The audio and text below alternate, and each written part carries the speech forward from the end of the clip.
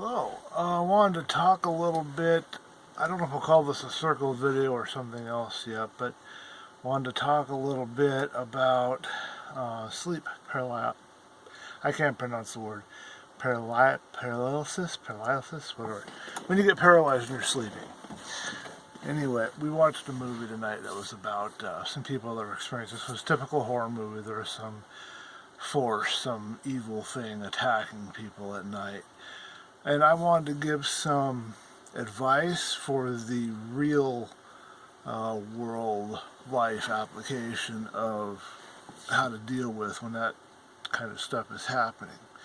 And it's collected from a little bit of my own personal experience practicing astral projection and a little bit of material that I've read. So the first thing is, there's two things. The first thing is to think about your pinky. Doesn't matter which one, don't think about right or left hand or anything else. If you're lying there and you're paralyzed and you're unable to move, think about moving your pinky. That's all you have to do. Focus entirely on that. Don't panic, don't give in to the fear, just breathe and focus on moving your pinky. If you even move it a little bit, just a little bit, you'll break right out of the paralyzation. We'll call it paralyzation, so I can't pronounce the other word. So that's step one. That's the first thing. The second thing is we'll go on the assumption, something this movie said that I think is kind of interesting, I bet it's probably true, is that you're probably in a dream state. If you're either at a dream state or you're close to a dream state, you're right at the doorway. I don't know if you can see my hand, but you're either in the doorway of the dream state or you are in a dream state when you are paralyzed like that and, experiencing that terror. Well, here's the good news. If you are anywhere in the vicinity of dreamland, we'll call it, of dreaming, you can take control. It's called lucid dreaming. And that is your process for taking care of this. So, pinky first. Get yourself free of the paralysis, and once you've done that, or if you want, you can go right into trying to do the dreaming.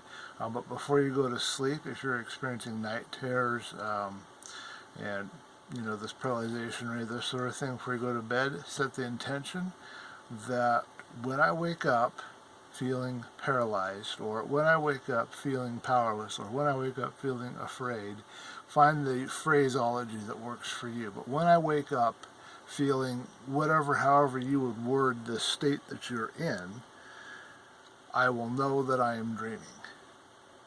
I will realize I am dreaming. I will know I am dreaming. I will become aware I am dreaming. You set this intention. You do this every single night. You have to make a habit of it. You have to practice it every night before you go to bed. You have to set this intention. If you are a student of, I'm looking towards my book over here, the Silva Mind Control Method, you could use the 3-finger. So you sit down, you're in alpha state, you close your eyes, you see the screen in front of you, and you put the words on there, whatever your intention is. So in my case, I would say something like, when I wake up feeling paralyzed, I will know I am dreaming. And then you flick the screen to it would be your right, because right is future and left is past. I need to remember that. Anyway, you can do it that way too, but you're just setting an intention. So you wake up in that state, and then you realize that you're dreaming. Once you realize you're dreaming, you will wake up inside the dream, and then you will have full control, and you can make the dream whatever you want. And this is how you deal with your nightmares, your fears, your whatever you're dealing with at night when you're sleeping. This is how you deal with that. That gives you back your power, because often in dreaming you feel like you're in a roller coaster and you're just along for the ride, but you don't realize that you're actually also driving the roller coaster. You're both the passenger and the driver at the same time. So all you have to do is take from one role. Your normal focus is as a passenger and passive. You just got to go from that normal focus role to I am in control of the dream. But you don't use the phraseology I am in control. You just say I realize that I'm dreaming. I'm aware I'm dreaming. a good book, and I can't remember the exact title or the author right now all of a sudden. It's not coming to me, but there's a Lucid Dreaming for Beginners, or Beginner's Guide to Lucid Dreaming. I think it's Mark Elroy. Don't quote me on that. That's the first book I ever read about lucid dreaming, and I got lucid dreams from reading that book, and I've been kind of out of practice of lucid dreaming, but there's different ways of getting yourself so that when you go to bed at night you can realize that you're dreaming and then wake up and then deal with it.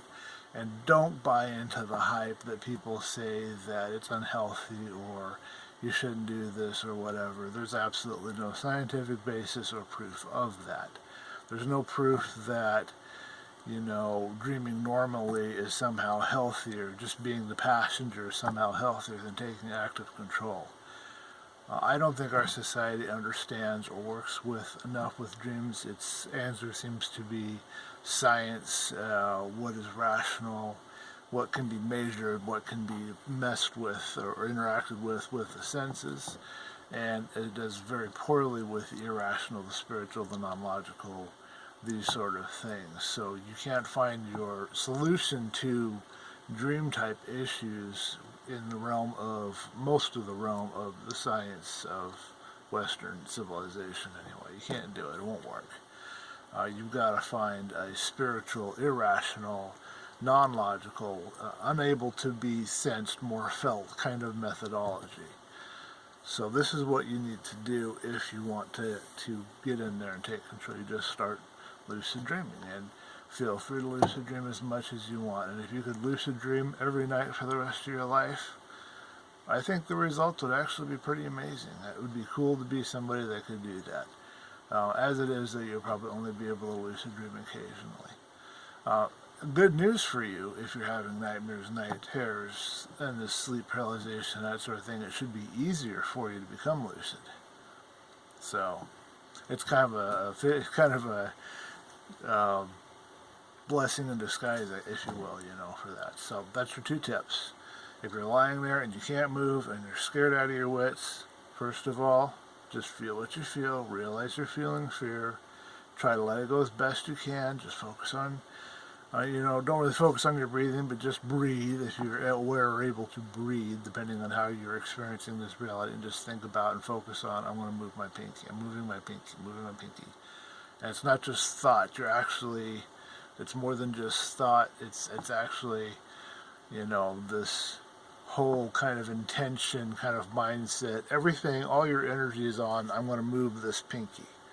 That's your first step to break that, and then the other step would be to now say, you know, okay, I'm dreaming, I realize I'm dreaming. You have set the intention before you went to bed, now you realize you're dreaming, that wakes you up, and all of a sudden now you can take control and you can face your monster and you can learn whatever lesson you have. The best approach is to go up to whatever it is that is scaring you, that's been scaring you, and to ask it what it represents, what it's trying to teach you, what it is, and it will tell you. 9 times out of 10, maybe not all the time. Because remember, you are in control of all of this. The monster is actually an aspect of you or from your mind, and it is there to help teach you something. There's a purpose for it being there. So don't be afraid, even though you are going to naturally want to be afraid. You don't have to be afraid. You can face it, ask it what it is, and learn. Okay, I think that covers everything. Please understand that I am not a licensed practitioner of any medicine. Do not take this advice. You know, I have to do all this legalistic stuff instead of some kind of, you know, you always got to consult your doctor, always got to do that. We always have to say that, you know. So understand that I'm not some licensed practitioner, I'm not a doctor, I'm not a psychiatrist, I'm not a psychologist, I'm not any of those things. This is just stuff that I have picked up in my studies, and this is the things that I have used in my experience that work, and this is how I would approach it if I was in this situation, and I'm just relaying that to you. Thank you for watching. See you in the next video.